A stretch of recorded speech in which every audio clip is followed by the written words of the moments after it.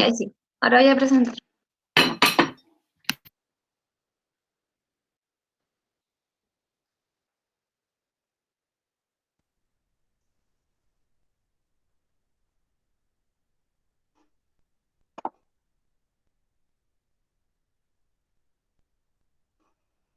Ya. Bueno, buenos días a todos. Mi nombre es Carolina Lea y voy a presentar el seminario de oclusión arterial aguda junto al doctor Juan Pablo Moreno. Esta es la hoja de ruta de las cosas que vamos a ver hoy: generalidades, epidemiología, etiología, el cuadro clínico, estudio y manejo, complicaciones y conclusiones finales. Para partir entonces con las generalidades, cuando hablamos de la isquemia de extremidades inferiores, la vamos a poder clasificar en dos grandes grupos, en crónica y aguda. La crónica va a ser aquella que se presente con síntomas de más de 2 semanas de duración y que los principales, en el fondo, patologías a pensar va a ser la enfermedad arterial oclusiva periférica y la isquemia crítica, que básicamente es un estado avanzado de la enfermedad arterial oclusiva. Cuando pensemos entonces en la isquemia aguda, va a ser aquella que se presente antes de las 2 semanas y que se va a definir como una emergencia médico-quirúrgica caracterizada por la disminución súbita de la perfusión tisular de un miembro que genera una amenaza potencial a la viabilidad del mismo. Este va a ser dividido a su vez en venosa o arterial.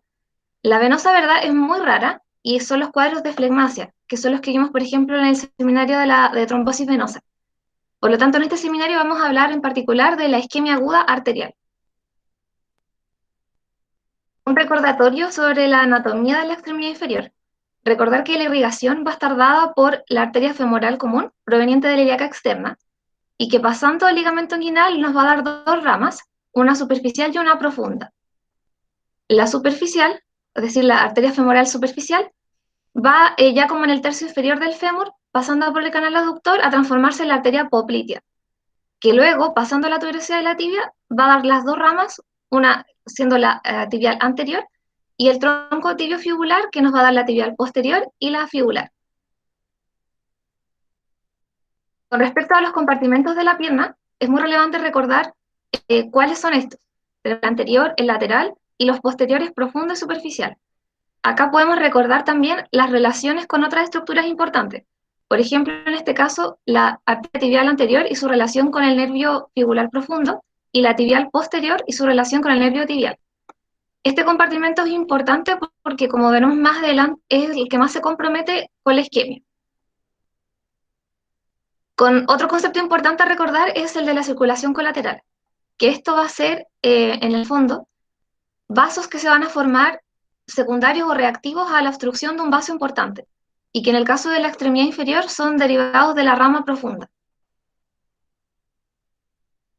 Con respecto a la epidemiología, estos son más bien como reportes internacionales de estados como americanos, europeos, donde muestra que la incidencia va a ser de 1,5 por 10.000 habitantes al año. La verdad es que en Chile hay pocos estudios sobre prevalencia e incidencia con respecto a esta patología, así que no tenemos muchas cifras locales. Con respecto a la etiología, sabemos que la etiología embólica ha ido en disminución mientras que la trombótica en aumento, esto particularmente por el aumento de la prevalencia en enfermedad arterial oclusiva periférica. Es relevante también recordar que con respecto, por ejemplo, a las consecuencias de esta patología, un 15% o hasta un 15% va a resultar en una amputación durante su hospitalización y hasta un 30% dentro del primer mes. También por la importancia del diagnóstico precoz, porque si el tratamiento se instaura después de las 12 horas, tenemos una tasa de amputación de hasta 50% y una mortalidad de un 40%, que es considerablemente menor si es que se realiza antes de las 12 horas.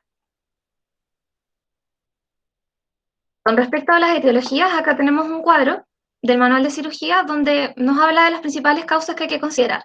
Entre ellos, la embólica y la trombótica son las más frecuentes. Con respecto a la embólica, principalmente de origen cardíaco, que vamos a ver igual más adelante en detalle, pero principalmente la fibrilación auricular, y arterioembolismo, que por ejemplo en el caso de un aneurisma. De las trombóticas, va a ser la principal por un accidente, pero también puede ser la trombosis de un injerto vascular o de un stent. Otras son, por ejemplo, trauma, iatrogénicas, malperfusión, por ejemplo, en una disección, y las trombofilias hereditarias o adquiridas. Acá hay una tabla de up-to-date que también quise colocarles porque en el fondo es como que lo clasifica de otra forma. Entonces acá lo clasifican como trombosis arterial, como una arteria nativa, o sea, una arteria que no ha sido intervenida previamente, y la trombosis en una arteria que sí ha sido intervenida, como por ejemplo en un injerto venoso de derivación, o en una prótesis o un stent. Además, las causas de embolía arterial, principalmente la fuente cardíaca, pero también, como dijimos, el aneurisma y el embolo paradójico, que vamos a comentar un poquito después, y el daño arterial, que puede ser iatrogénico o traumático. Con respecto a la trombosis, esta va a ser la causa más frecuente actualmente de isquemia aguda, que básicamente es que se ocluye la arteria en una arteria que en el fondo ya tiene una lesión subyacente, como una placa de ateroma. Entonces, en estos pacientes van a ser más que nada pacientes añosos que tienen aterosclerosis de larga data. Y por lo mismo, al ser pacientes añosos, también vamos a encontrar que van a tener patologías severas asociadas, por ejemplo, insuficiencia cardíaca o diabetes, hipertensión, enfermedad renal crónica. Se puede presentar también como una complicación tardía de la enfermedad arterial oclusiva periférica, y el cuadro suele tener menor gravedad que en el caso de la embólica, principalmente porque hay desarrollo de circulación colateral. En lo global, a pesar de todo esto, la sobrevida es menor, justamente porque son pacientes de mayor riesgo, más añosos y con más patología. Y recordar que en el fondo lo más frecuente es que sea como aterosclerótico, pero también puede ser el caso de una trombosis de un vaso ya revascularizado, un aneurisma o hiperviscosidad, como dijimos al inicio. En el caso de la embolía, este va a ser cuando un material se desprende de una arteria y viaja por el torrente hasta impactarse en otro sitio, en especial en un sitio donde hay alguna estenosis de ese vaso. Y acá el 80% va a tener un origen cardioembólico. 2/3 va a ser por fibrilación auricular y hay un 20% que van a ser por trombos en ventrículo. Del otro 20% tenemos las embolías arterioarteriales, que son, por ejemplo, de un aneurisma aórtico o de un hematoma intramural, o el ateroembolismo, que es que desde una placa se desprenda material y se impacte en este caso, en un vaso de la extremidad inferior. A diferencia de la trombótica, en la causa embólica van a ser territorios arteriales sanos, generalmente los que se van a ver afectados. Y los principales sitios donde principalmente se va a impactar va a ser los sitios de bifurcación, y esos sitios, como territorios que más hay que pensar, es en primer lugar el femoral, en segundo aorto ilíaco y en tercero popliteo.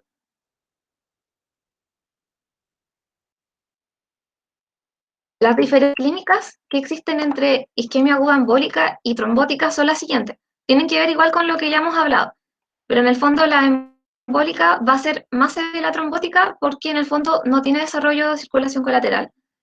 Va a ser por tanto también más aguda. Y la trombótica, al ser en pacientes con una enfermedad vascular subyacente, vamos a encontrar que los pulsos, por ejemplo, de la extremidad contralateral van a estar disminuidos o ausentes, que las arterias van a estar duras, calcificadas a la palpación, que vamos a encontrar alteraciones en piel y fanerios, y que va a haber una historia de claudicación. Y en el caso de las embólicas, vamos a encontrar generalmente alguna anomalía cardíaca que explique en el fondo la fuente de ese embol. Con respecto a otras etiologías, mencionar breves palabras.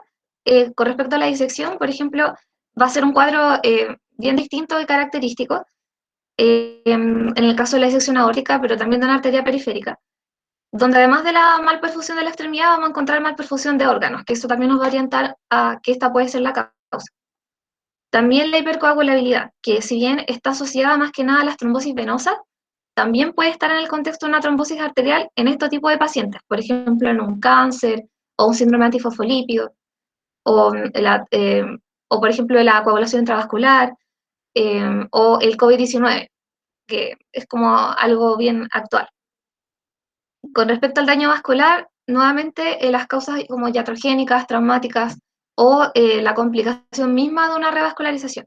Ya, acá la diferencia es que en el fondo la iatrogénica es como, por ejemplo, en un cateterismo cardíaco podría producirse una isquemia aguda, diferente como en la complicación de esta revascularización, que es como el tratamiento de la isquemia aguda que se complica con una trombosis o una reoclusión. La embolía paradójica, que en el fondo es un trombo venoso que se produce en el corazón derecho, pero que pasa a la circulación a través de un defecto septal. Lo más frecuente es que sea en el atrio, y con eso llega a la circulación y se produce la oclusión. Pero en general son pacientes jóvenes y tenemos que tener un alto índice de sospecha porque es súper poco frecuente en verdad y requiere este defecto estructural. Y por último, la vasoconstricción periférica vasospasmo, que en verdad es una isquemia no oclusiva.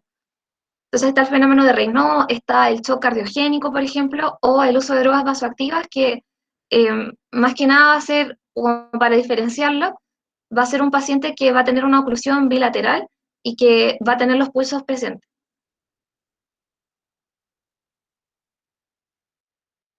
Doctora, hasta el momento algo que quiera agregar o continúo solamente. Sí o no. Ya. Me interrumpe si quiere agregar algo. Ya. Con respecto al cuadro clínico, eh, es importante la historia clínica, ¿cierto? La anamnesis, donde vamos a indagar sobre los síntomas, en este caso la 6P, que vamos a comentar después, los antecedentes mórbidos, buscando obviamente las patologías concomitantes como para saber el estado del paciente basal, pero por ejemplo buscando fibrilación auricular como antecedente. Historia de claudicación, cirugías previas, en especial cirugías vasculares, o una historia de aneurisma.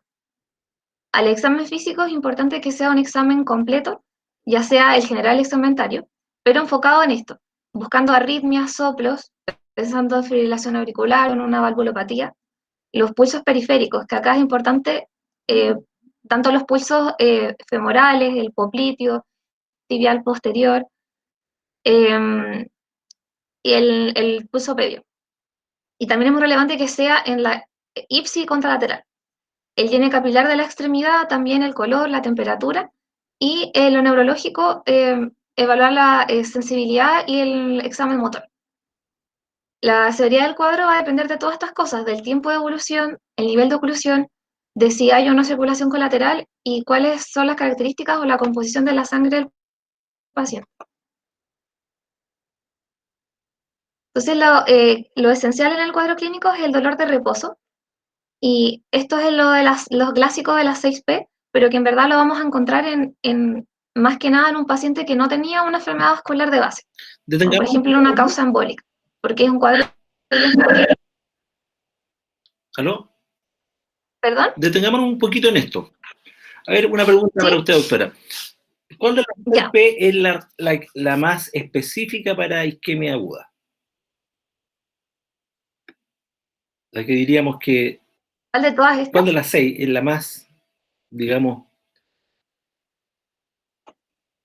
patognomónica? Digamos que usted podría haber una sola de esas nomás y ser suficiente para hacer el diagnóstico. ¿No? O sea, ¿Pulso ausente? es que, por ejemplo, las tesis de parálisis son las más avanzadas. Ya, pero vamos por los diagnósticos diferenciales. Dolor, ¿es algo específico de isquemia aguda? No. Muchas cosas pueden dar dolor una vez. No. Le puede haber caído un martillo en el pie y le puede doler, ¿cierto? Pulso ausente, ¿es específico de isquemia aguda? Sí. Más que el dolor.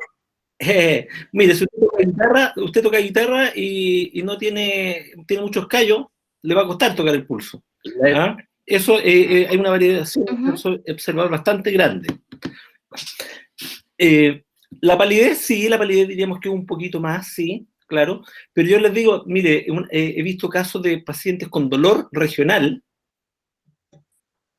Me acuerdo muy bien un caso que los pacientes, el mismo dolor te provoca vasoespasmo y te puede provocar palidez localizada con pulso popliteo.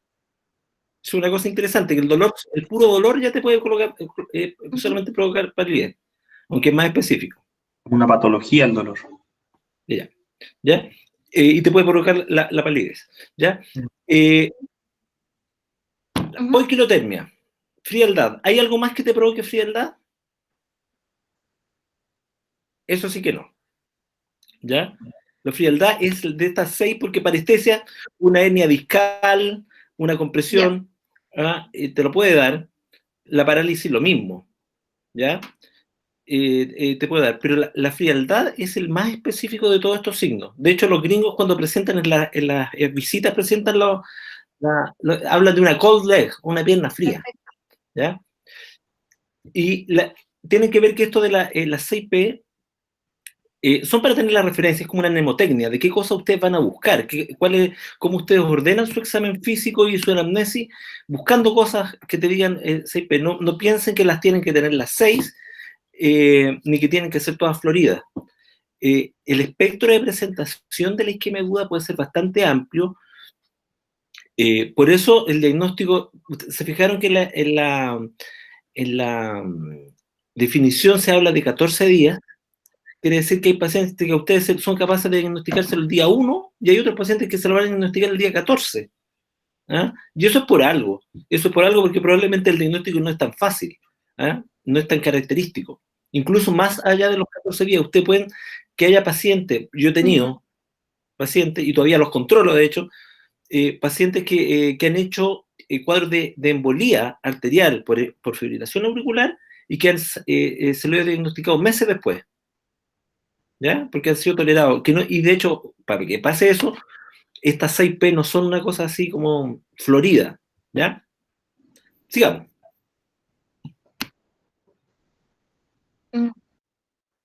Sí, sí, súper. Ya, perfecto. Va a ser distal, va a ir progresando hacia proximal y además va progresando en la intensidad. Cuando ya es muy avanzado, incluso puede no haber dolor por el compromiso de las fibras sensitivas. El pulso ausente, y acá es súper relevante siempre evaluar la contralateral, porque también, como veíamos anteriormente, nos va a orientar en la etiología. Si, por ejemplo, en la extremidad contralateral el pulso está disminuido, pensamos más bien en una trombótica, y si está presente fuerte, podría ser más bien una causa embólica, estando obviamente el pulso ausente de la extremidad comprometida.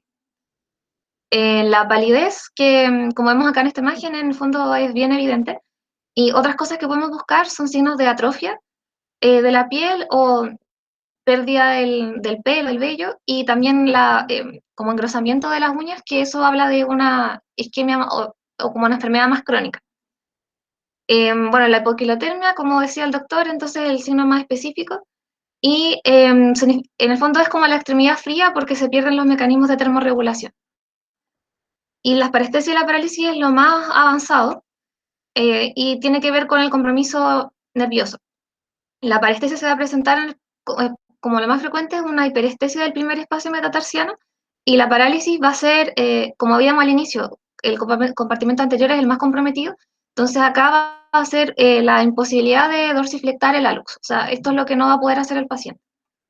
Recordar que si estas alteraciones pasan más de 6 o 8 horas, ya van a volverse irreversibles. Acá tenemos una imagen de una extremidad, esta es la extremidad inferior derecha, que está, claramente el color está distinto, de hecho tiene como un moteado, probablemente esté fría o con el llene capilar disminuido. Y acá mencionar este otro fenómeno que es el síndrome de los dedos, que es debido a una oclusión embólica de las arterias digitales del pie. Pero en el fondo va a presentarse como de forma súbita, cianosis, dolor, y que esto va a estar frío. Sin embargo, el pie va a estar tibio y el pulso medio presente. Con respecto ahora al estudio, partiendo con el laboratorio, es importante los exámenes generales, en el fondo, para el estado del paciente basal y también, por supuesto, para como estudio preoperatorio y de la severidad del paciente. Hemograma, pruebas de coagulación, estos que tienen que ver en el fondo con la severidad. Electrocardiograma que nos va a orientar igual, por ejemplo, a buscar alguna arritmia que explique una causa cardioembólica y la saturometría.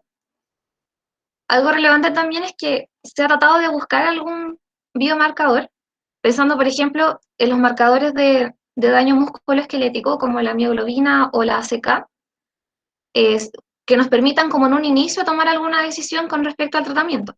Sin embargo, la verdad es que la evidencia no es concluyente y no recomiendan tomar alguna decisión con estos parámetros. Pero el paciente de qué?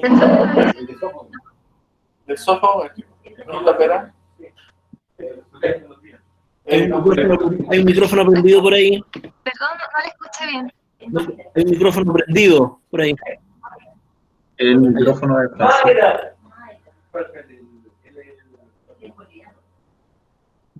¿Alguien quería preguntar algo? No. Ya vamos a decirle a Francisco que apague. Ya. Ya, yo iba a decir una pequeña acotación. Ya. Mire, algo que, claro, esto que es interesante, esto de que no... Deja, estoy llamando a Francisco.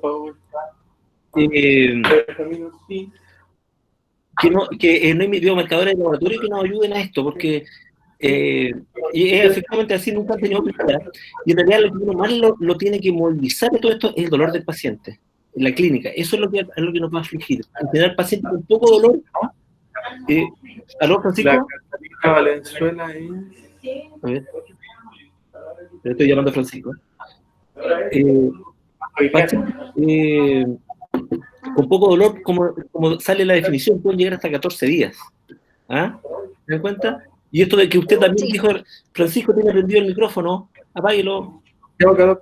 ¿Listo? Ya. Y esto que usted dijo también de las 6 y 8 horas, ¿se da cuenta que es súper variable?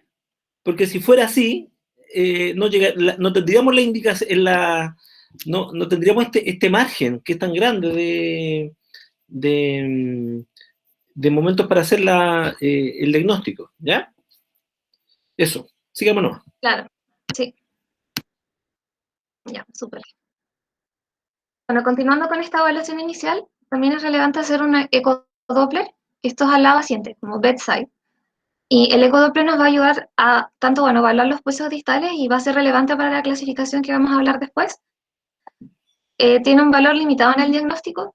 Por ejemplo, en el caso de, no sé, una trombosis poplítea o un aneurisma poplíteo, claro, podría encontrar la causa el ecógrafo, pero en todas las demás que son más proximales no nos va a ser útil. Y bueno, eso es la ocasión topográfica que se mencionaba. Doctora, ese que está en la diapositiva no es un ecodoppler, esto es un doppler de bolsillo, ¿ah? Que es un doppler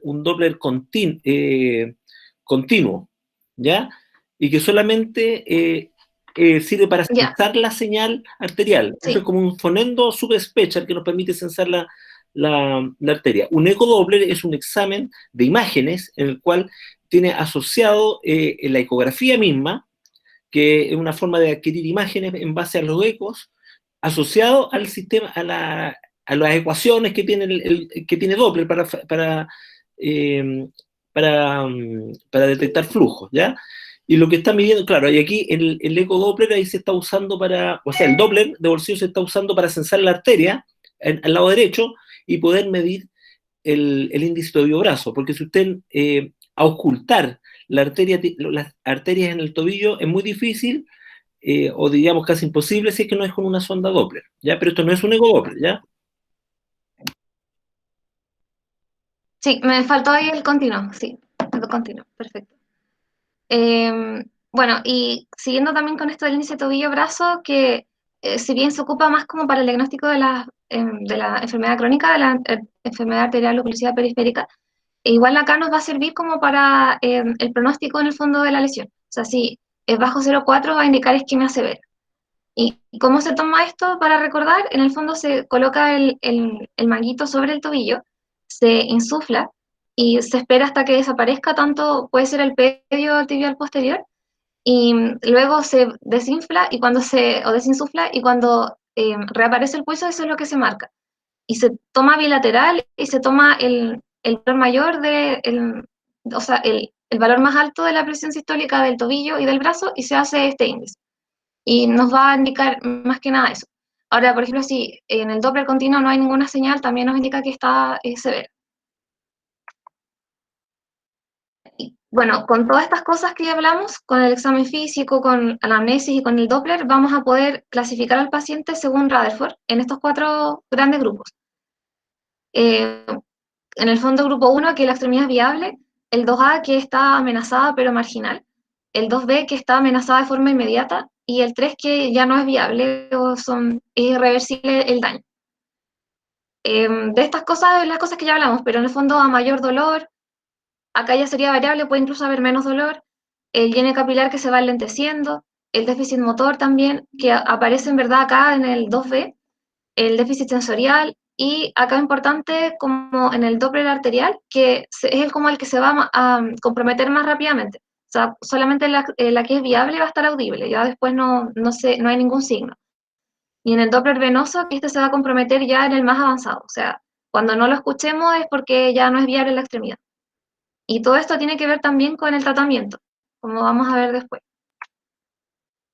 Entonces, con respecto a las imágenes, también como decía el doctor y comentábamos, lo más importante como para toda la conducta es la clínica. En el fondo, Rutherford. Y hay que considerar de todas formas como la etiología que pensamos que puede ser, la ubicación y la longitud de la lesión, cuánto han durado los síntomas, si hay disponibilidad de hacer alguna intervención quirúrgica o si el paciente es idóneo para esa intervención. Y basados en eso, y de acuerdo a estos grupos, estos estadios, van a estar, o sea, va a estar asociada a la conducta que tenemos que tomar. Entonces, cuando la extremidad es viable, requiere que hagamos un estudio urgente, estudio vascular para una eventual revascularización. Cuando ya está amenazada la extremidad, lo más relevante es, bueno, hacer un estudio muy rápido, pero lo más importante es entrar a revascularizar, y ya cuando está es irreversible o no es viable, solamente tenemos la amputación como manejo. Y dentro de las imágenes, la verdad es que hay varias, pero las más importantes que tenemos que conocer es el angiotac, que es para el estudio agudo, que sería la primera línea, la angiografía, que sigue siendo algo estándar, y otras que son la angioresonancia, la ecografía Doppler y el ecocardio, que más que nada para la búsqueda etiológica. Vamos a hablar un poquito entonces de estas dos. Entonces, el angiotac va a ser el examen que, si comparamos o si sopesamos la disponibilidad, el costo y la información que nos da, es el mejor examen para evaluar isquemia aguda. Nos permite identificar dónde está localizada la oclusión y cuál es la causa subyacente, y también nos permite ver calcificaciones, bypass, stent, otras cosas también en la imagen. Con respecto a como qué tan preciso es, la verdad es que la mayoría de los estudios se han realizado en enfermedad arterial oclusiva periférica. No hay muchos estudios en isquemia aguda, pero los expertos dicen que en el fondo igual, en cuanto a la detección de la oclusión, podríamos utilizar como esos mismos resultados. Y basados en eso, entonces la sensibilidad es de un 96%, la especificidad de un 98%, o sea, súper buena, para detectar estenosis aortilíaca de más del 50%. La limitación sí de este examen es que no es tan bueno para evaluación de oclusiones distales, porque ahí llega bajo flujo en el fondo a un pie isquémico. Y acá, en esta figura, que es del manual también, se puede ver la comparación entre la arteria femoral superficial derecha con la izquierda, y como claramente la izquierda está disminuida de diámetro por una oclusión, en este caso total. Con respecto a la geografía, este sigue siendo el gold standard, porque básicamente es el que mejor va a poder caracterizar las lesiones, en especial las lesiones, como todas las lesiones distales, que era lo que nos costaba más con el angiotac. Además, también se puede distinguir como entre una trombosis y embolia por algunos signos característicos, y es potencialmente terapéutica. También esa es como la gran ventaja. Pero la limitación es que está menos disponible que otros exámenes. Y acá en esta figura podemos ver, acá en esta figura, cómo es que la arteria poplitea derecha está ocluida, y luego en la B es posterior a que se colocó un stent, y ya se puede ver cómo vuelve el flujo al vaso. En resumen, como ya comentábamos, es el angiotac el mejor examen o el examen de primera línea para el estudio de la isquemia aguda. Ya bueno, disponibilidad, que eso va a depender de cada centro en verdad, pero por la precisión y porque además nos va a dar información sobre estructuras adyacentes. Sobre el diagnóstico diferencial, algunas cosas a considerar. Una pequeña acotación, doctora. ¿Sí? Sobre las imágenes. Ya, miren, hace algunos años y quizás no tantos, probablemente la respuesta habría sido el Doppler ultrasonido, sería el examen de elección que deberíamos hacer, ¿ya?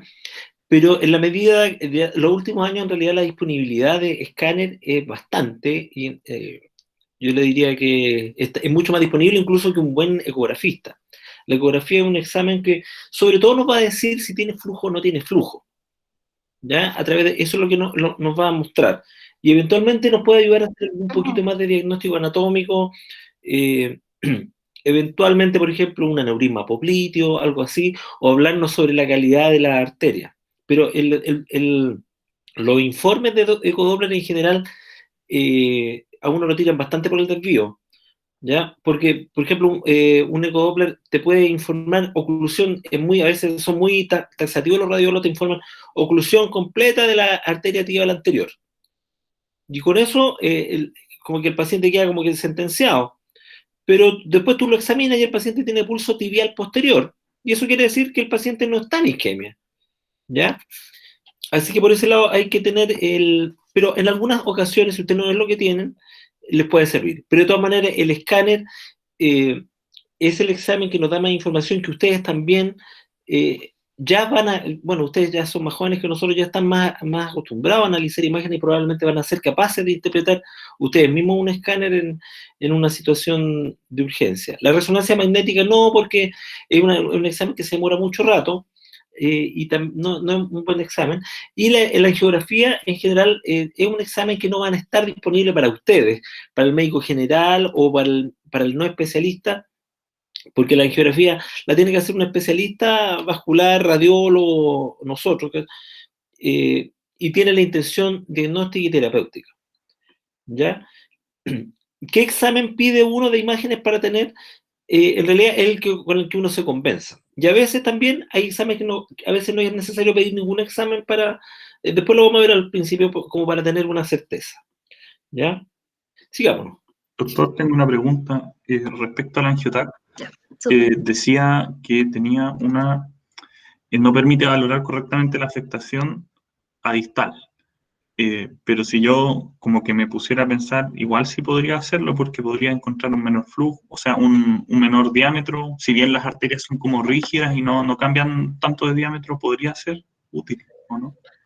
Claro, mira, en general la calidad de los escáneres ahora es bastante buena y quizás eso también no es tan válido. Y hay centros donde todas las decisiones se toman en base a angiotac, no pasan por la angiografía antes. Sí, usted tiene razón. En general, yo le diría que esa aseveración de que no es tan buena es hasta por ahí nomás. Lo que sí, la situación aguda, como a veces la arteria, el miembro está tan exangüe, digamos, no le llega contraste. ¿Ah? Y eso hace que la calidad sea o sea, sea de menor calidad. No llega contraste hacia distal. Hacia distal, claro. Y ahí a uno lo hace dudar un poco de qué es lo que está pasando abajo. Ya. Sí. ¿Es que en realidad no te llega contraste porque está todo tapado o es porque en realidad el contraste no llegó? Por una cosa de método, ¿no? De método, ya. Claro. ¿Ya? Gracias. Sigamos, doctora. Ya. Bueno, y diagnóstico diferencial que tenemos que tener en cuenta, por un lado está la isquemia crítica, que como dijimos en el fondo eso es crónico, así que más de 2 semanas, eso es la teoría por lo menos, pero igual va a tener una presentación distinta a lo que es la isquemia aguda. El síndrome compartimental, que es una emergencia de la cual vamos a hablar igual más adelante un poco, que en el fondo es como tenerlo en cuenta como diagnóstico diferencial y también como complicación de una isquemia aguda, en especial post-reperfusión. También la flegmasia cerúlea dolens, que como dijimos es como una trombosis masiva proximal que compromete también la irrigación de la extremidad. Gota aguda, neuropatías, hemorragia espontánea, que esto por ejemplo en pacientes que tienen un trauma y que van a tener cambios de coloración en la piel o van a tener dolor y que puede en el fondo imitar o simular una isquemia. También ahí vamos a tener el antecedente de trauma, van a estar, por ejemplo, los pulsos presentes, no van a estar alterados, van a haber otras cosas que nos van a orientar. También es importante ahí como el antecedente de uso de anticoagulantes, por ejemplo, entre otras cosas. Y algo que quise agregar también son las alteraciones dermatológicas de COVID-19, que si bien como decíamos, hablábamos delante sobre que el COVID-19 puede estar asociado a un estado de hipercoagulabilidad y por eso tener estos fenómenos tromboembólicos. Sin embargo, también hay alteraciones como de la piel que están asociadas al COVID-19. que son esta imagen que vemos acá, que son los llamados como pie o dedos de COVID, que lo que más que nada, qué es lo que lo caracteriza son estas lesiones violáceas o eritematoviolaceas, que pueden ser dolorosas y que se han visto en pacientes críticos. Por eso se pensaba que podían ser oclusiones también eh, distales, de las arterias digitales del pie. Sin embargo, también se ha visto en pacientes leves, con cuadros leves. Entonces, la verdad, no está muy clara sobre la etiología de este fenómeno y podría ser que esté relacionado con otras causas, otros factores. Y otra cosa también otra foto que quise agregar acá es del pernio, que se produce por el frío, y son como estas también máculas edematosas, eritematosas o violáceas, y que son en el fondo autolimitadas y se pasan en unos días más. Ya con respecto al manejo, tenemos este algoritmo que resume todo el manejo. Partiendo entonces cuando sospechemos una isquemia aguda de extremidad inferior, además de toda la evaluación que tenemos que realizar, es importante ponernos en contacto con un centro de referencia de alta complejidad que pueda, en el fondo, tenga cirujanos vasculares y que pueda resolverse el cuadro de forma definitiva. Eso es muy importante. Luego, el manejo inicial va a ser la anticoagulación, que va a permitir tanto estabilizar el trombo como evitar que se propague, y la oxigenoterapia. Y con respecto ya a lo que conversábamos de Rutherford, clasificarlo en estos 4 grupos y ahí determinando qué es lo que se va a hacer. Entonces, si por ejemplo en el grupo de extremidad viable tenemos lo que más, en verdad acá hay 2 posibles rutas, pero la ruta que más se hace en el fondo es como evaluación imagenológica urgente para eventual tratamiento. Y acá en esta guía de la Sociedad Europea de este año, describían que en un paciente, por ejemplo, previamente sano, que se presentaba con una claudicación aguda, la verdad es que mientras la extremidad sea viable, prefería un manejo más conservador, como tratarlo como una isquemia crónica a que hacer algo tan invasivo. Con respecto ya cuando la extremidad está amenazada, es importante obviamente la imagen, pero en el fondo un tratamiento precoz. Y vamos a hablar de las técnicas. Y la irreversible, la amputación sería como la opción. En el manejo inicial, entonces, tenemos el soporte ABC, o sea, reanimar con volumen, dar analgesia, oxigenoterapia, poner la extremidad en posición Fowler, que en el fondo es como el paciente semisentado, logrando un ángulo de 45 grados de como tronco-pierna, y con las piernas semiflectadas, las rodillas semiflectadas, y eso podría ayudar también como a la irrigación de la extremidad. Instalar una sonda Foley, hacer monitorización de función renal y el estado hidroelectrolítico, y buscar complicaciones, como vamos a conversar después. Con respecto a la anticoagulación de carga es con heparina no fraccionada, en especial si pensamos que el paciente posteriormente va a entrar a cirugía. Y esta es con una dosis de 80 unidades por kilo en bolo, que luego se mantiene con 16 a 18 unidades por kilo, también endovenosa, por supuesto de heparina no fraccionada. Y la meta tiene que ser un TTPA de 2,5 veces el valor normal. Ya entonces, habiendo realizado el manejo inicial, va el manejo ya más específico, definitivo, que es por el especialista. Y ahí tenemos como 3 grandes opciones, que sería la cirugía abierta, con la tromboembolectomía, la cirugía puente o bypass, y la endovascular, que sería la trombólisis selectiva, la trombectomía percutánea, y la amputación. Partiendo entonces, vamos a hablar brevemente sobre, en el caso de la opción de la cirugía abierta, la tromboembolectomía, que sería como el mejor método para una isquemia aguda de causa embólica, en especial si se realiza de forma precoz. ¿Qué es lo que se hace? Básicamente se hace una arteriotomía transversa, donde se va a insertar este catéter, que es el catéter Fogarty, que tiene en un extremo este balón. Entonces se inserta y se trata de que este extremo en el fondo pase el nivel de la oclusión, y luego de eso se insufla y se retira, en el fondo arrastrando el trombo con él. y se puede hacer las veces que sea necesaria hasta lograr la revascularización. Como lo positivo de esto es que el flujo se restablece rápido, pero por lo mismo tenemos que estar atentos a todo el daño que se puede producir por reperfusión con todos los eventos cardíacos adversos asociados. Acá dejé un enlace a un video de YouTube donde se ve este procedimiento. Acá el procedimiento que hacen acá es en un hospital en Corea del Sur y es bajo la rodilla para un aneurisma popliteo. Y la verdad queda súper claro cómo se hace, como cada paso, para que el que lo quiera ver después. Con respecto a la cirugía endovascular, que van a ser cirugías donde nosotros vamos a ingresar a través de un vaso remoto al vaso enfermo. Y acá destaca la trombólisis, que es una trombólisis intratrombo, no es sistémica, y que va a estar indicada para aquellos pacientes como en estadios más tempranos, o que la extremidad está más viable, sea en el 1 viable y el 2A, que es que la amenaza es marginal. Y ocasionalmente podría ser cuando la amenaza es inmediata. En estos casos hay que suspender la anticoagulación, porque en el fondo hay más riesgo de hemorragia, y presenta, como dentro de las desventajas, mayor riesgo de una isquemia continua y de fenómenos o complicaciones hemorrágicas, que incluyendo una ACV, como vamos a ver después. Los que se ocupan acá son los activadores tisulares del plasminógeno recombinante, que es como el alteplasa, tenecteplasa o la oroquinasa. Y acá es importante evaluar las contraindicaciones para la trombolisis, que esto también ahí lo pueden revisar después, pero en el fondo es como un paciente que está sangrando, como gastrointestinal, o paciente que tuvo recientemente un accidente cerebrovascular, entre otras cosas.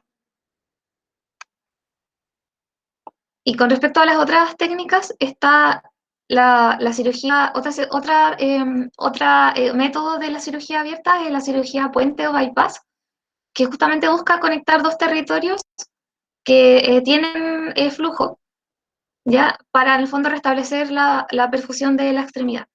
Y puede ser de dos formas: autólogo, que es por una vena del paciente, generalmente es la vena safena mayor, y se hace esto, ¿sí? Se hace el bypass con la misma vena del paciente.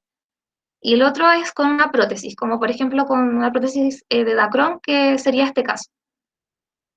Y el otro, que es una parte también de la endovascular, es la trombectomía percutánea, donde también hay dos métodos, que es la trombectomía mecánica, o sea, a través de este instrumento retirar el trombo, o la trombectomía aspirativa, ¿ya? Donde se va lisando el trombo y se va aspirando después con esta máquina. Pero en el fondo, ¿qué será mejor, la trombólisis o la cirugía? Y esto es algo que se han preguntado bastantes veces, y este es un estudio que se realizó en verdad hace muchos años, donde buscaron en estos ensayos controlados randomizados ver cuáles eran las complicaciones de una u otra, o en el fondo como para saber cuál era el mejor tratamiento. Y acá lo que fue significativo en el fondo es que para la sobrevida libre de amputación a un año, tuvo mejores tasas la trombólisis, o mejores outcomes la trombólisis. Sin embargo, la trombólisis se asoció, al menos en estos estudios, a mayor sangrado en 30 días, a mayores tasas de accidente cerebrovascular en 30 días y también mayores tasas de embolización en 30 días.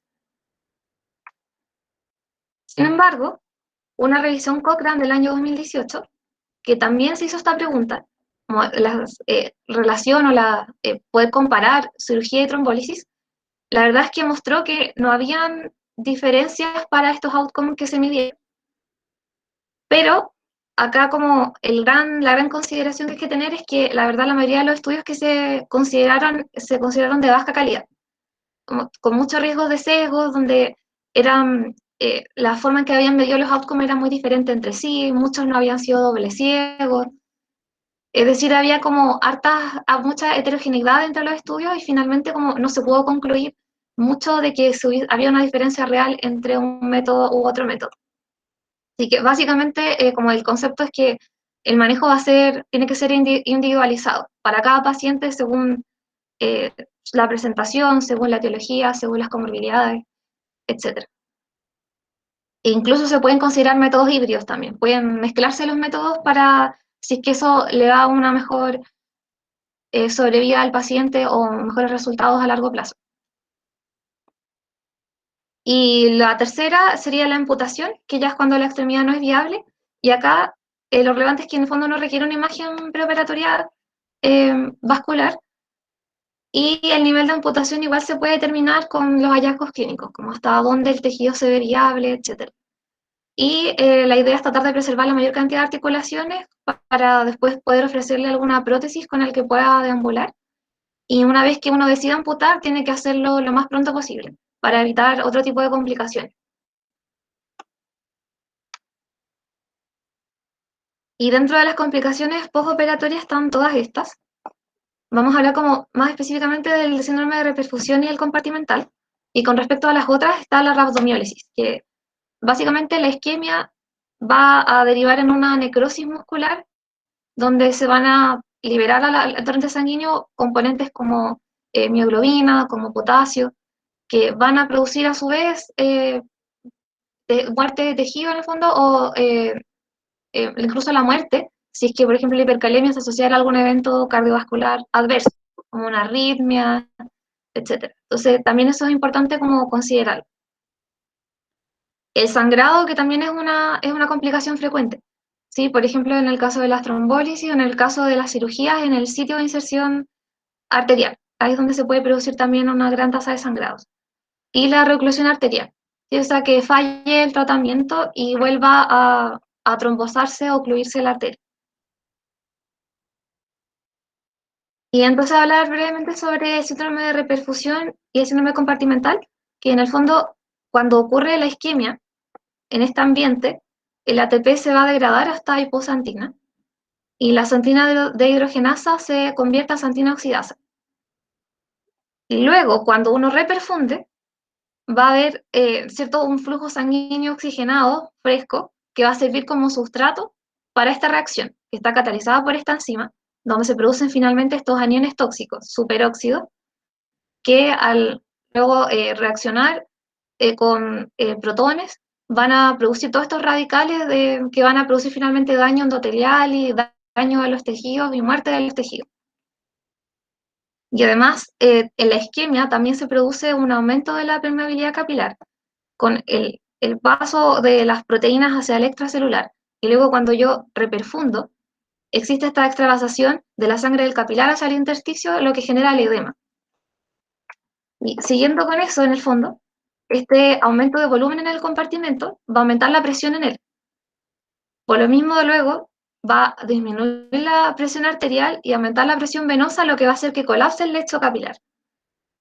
Eso disminuye la perfusión, genera muerte del tejido y a la vez genera más isquemia, por tanto como que este ciclo se repite de forma viciosa, aumentando más la permeabilidad capilar, se empeora el edema y así va aumentando la presión nuevamente, lo que va a derivar eventualmente en un síndrome compartimental.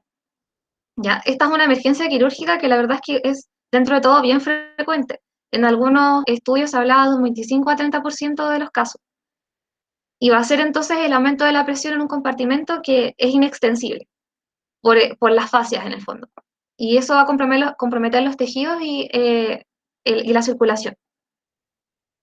El cuadro o lo más característico es un dolor muy intenso, que es desproporcionado a la lesión y que se exacerba con los movimientos pasivos.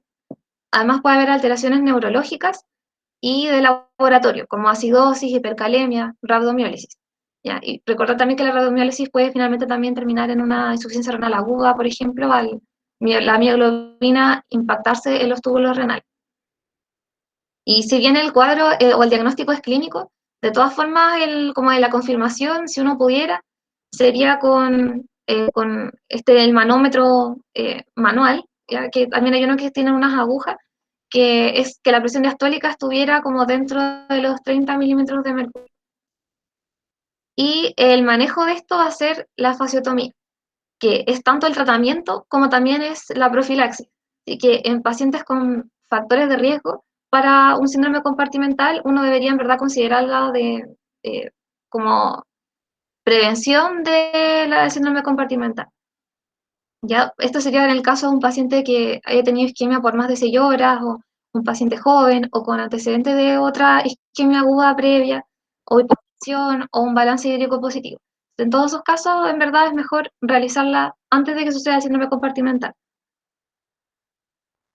¿Y cómo es que se realiza esto? Se realizan 2 incisiones laterales de al menos 15 centímetros a cada lado para liberar en el fondo los compartimentos, los 4 compartimentos.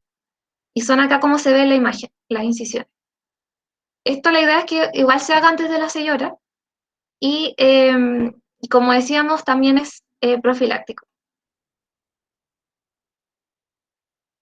Ya con las conclusiones de la presentación, la isquemia aguda arterial es una emergencia quirúrgica que se asocia a alta morbimortalidad. El diagnóstico es clínico y es importante considerar todas las etiologías y los diagnósticos diferenciales posibles. La conducta siempre va a ser guiada más por sobre todo por el cuadro clínico, en este caso por Rutherford, y el manejo inicial es por médico general. Sin embargo, el manejo ya definitivo es de especialista. Entonces es muy importante la derivación inmediata una vez que ya tengamos la sospecha clínica de este cuadro. Muchas gracias por su atención. Muy bien, doctora, la felicito. Muy completa su presentación. Doctora, devolvamos un poquito hacia a donde empieza, donde hizo el algoritmo de manejo, que quisiera hacer algunos énfasis en el manejo, ¿ya? Ya. Por ahí, eso. Ya. Agrándelo un poquito más para que, bueno, cada uno lo agrande. Ya.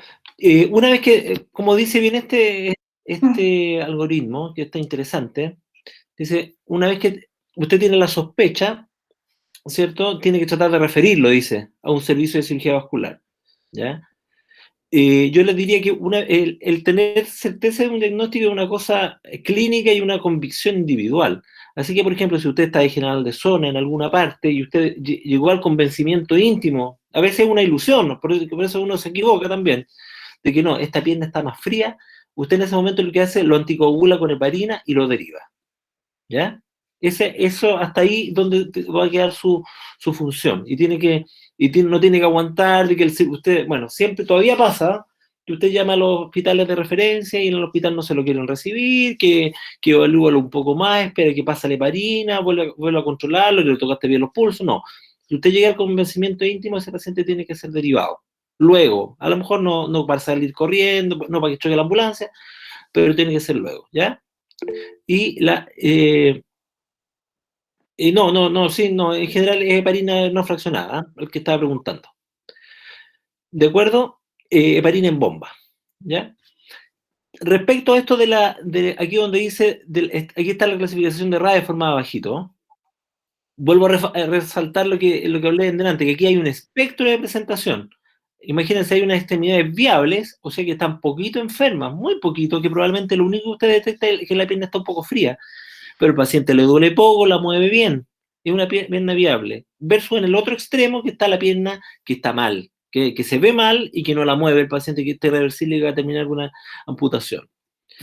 Y bien, como dicen en esta guía, se dan cuenta que esta guía es bastante lógica, porque dicen que cuando el paciente está bien, hay que tratar de no hacerle muchas cosas. ¿Ah? Lo mejor es enemigo de lo bueno, lo cual es una cosa de sentido común, pero que hay que estar reflejada en una guía clínica. ¿Ah?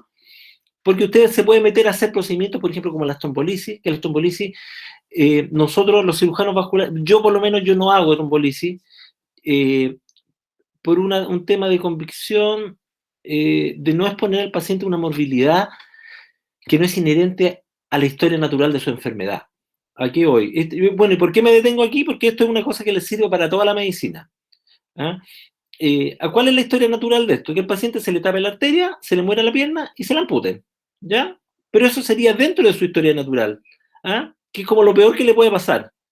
Pero en cambio, si usted ingresa con una nueva variable, que el paciente ingresa isquemia aguda, usted le pone un trombolítico y el paciente le hace una isquemia cerebral y el paciente queda hemipléjico, esto es algo que es muy difícil de soportar para uno como médico, de que el paciente tenga una morbilidad que no era esperable dentro de su historia natural. Y particularmente para nosotros es mucho más fácil, más aceptable para nuestro ejercicio profesional amputar una pierna que controlar un hemipléjico, ¿no? Dígame. Doctor, dos preguntas. Una, ¿no se podría en esa trombolisis, bueno, digamos que es más complejo y quizás como que sería más molesto y más caro y más problemas, pero no se podría poner una especie de malla en la parte como de la arteria que quizás atraparía eventualmente algún émbolo para así evitar una complicación? El trombolítico, por ejemplo, el trombolítico mismo, el TPA, se asocia a sangrado retroperitoneal, a sangrado intracerebral, que no embólico, ¿no? ¿Ya? Es por el fármaco mismo. Por el fármaco, ya. Claro. Y la otra pregunta es que ahí en el algoritmo sale que la heparina y el oxígeno se dan como antes. Bueno. Ya, mira, el oxígeno no es una cosa, sí. una cosa indispensable, el oxígeno, pero la heparina,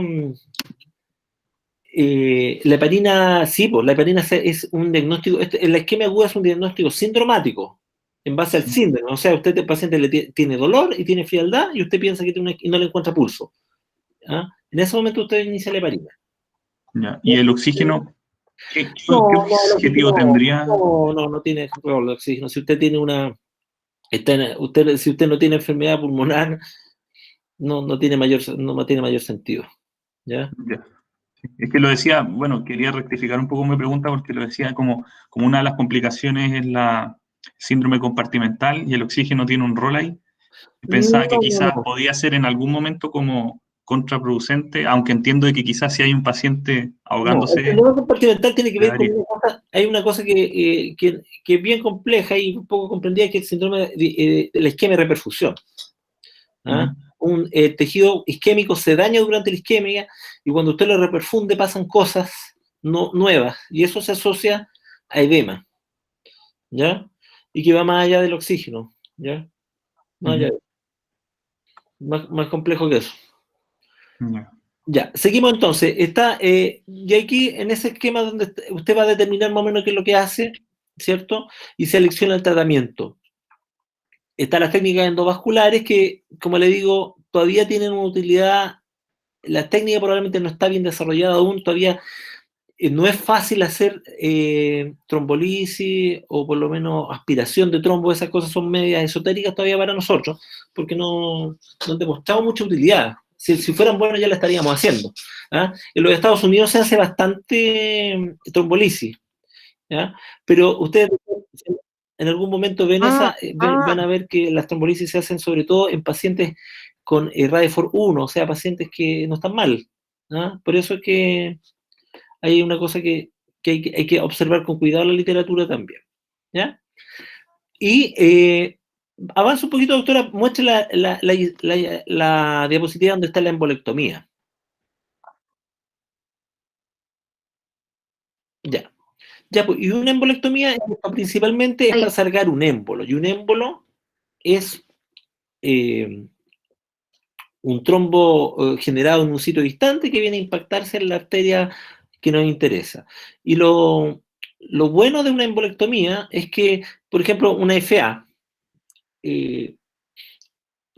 sale el trombo de la aurícula, se impacta, por ejemplo, en la femoral, usted aborda la femoral, limpia la femoral y... Ay, doctores, me esperen un segundito, ¿ya? Que me están insistiendo mucho aquí en el teléfono, ¿ya? Sí, no hay problema.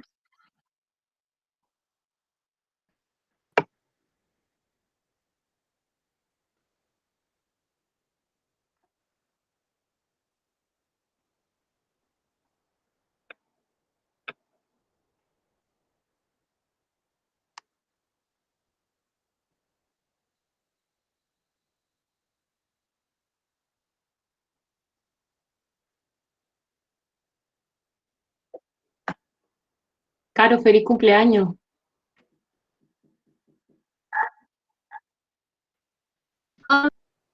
Muchas gracias. Una enfermera del hospital me llama. Ya. Pues lo interesante de esto es que es una arteria esencialmente sana, y si usted abre la arteria, la limpia, aquí no ha pasado nada.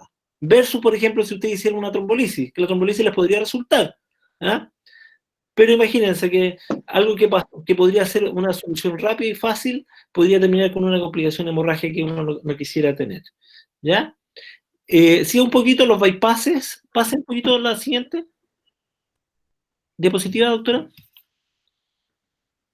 Bueno, ven, ahí está la reflexión sobre la trombolisis que hicimos recién. Sí. Sigamos. Y los bypasses se usan en situaciones más complejas, sobre todo en la etiología. Esa es la diferencia entre quizás así se entiende un poquito más la importancia de hacer la diferencia entre isquemia trombótica y embólica. Porque cuando es embólica, la arteria está sana, y usted la repara, y aquí abre, hace la trombectomía limpia, y aquí no ha pasado nada. ¿Ya? En cambio, cuando hay una enfermedad trombótica, toda la arteria está enferma y usted no saca nada limpiando el trombo, porque ya la pared está enferma y eso se va a retrombosar. Y para eso se inventó el bypass, para saltarse, para bypassearse la zona enferma. Y esos bypasses se pueden realizar idealmente con vena, si no se puede, en caso extremo, con prótesis. Estos otros dispositivos en general no están disponibles aquí en nuestro país, y no gozan de mucha popularidad en el mundo. ¿Ah? ¿De acuerdo? Sigue un poquito. Y el síndrome compartimental que se referían, bueno, es una de las amenazas que uno tiene cuando reperfunde, y dependiendo de algunas ciertas cosas clínicas de la especialidad, nosotros decidimos o no hacer la fasciotomía en el mismo instante. Por ejemplo, si este paciente para arriba, usted le hubiera hecho una embolectomía en la femoral, y uno quisiera prevenir un síndrome compartimental, en el mismo momento que hace la embolectomía, le hace la fasciotomía. ¿Ya? Y después, obviamente, estos pacientes tienen que ir a una sala, a unidad intermedia, donde se les monitorice y se vea que no hagan un síndrome de perfusión con toxicidad sistémica. Los pacientes hacen arritmia y esas cosas muy mal. ¿Ya? Después, doctora, muy bien, vamos a hacer la prueba. Entonces, ¿Francisco está por ahí? ¿Francisco está? Pues, hagamos la prueba. Aquí estoy. Perfecto. Corto. Ya, entonces, conéctense todos de nuevo a Socrative, sala Francisco 5121.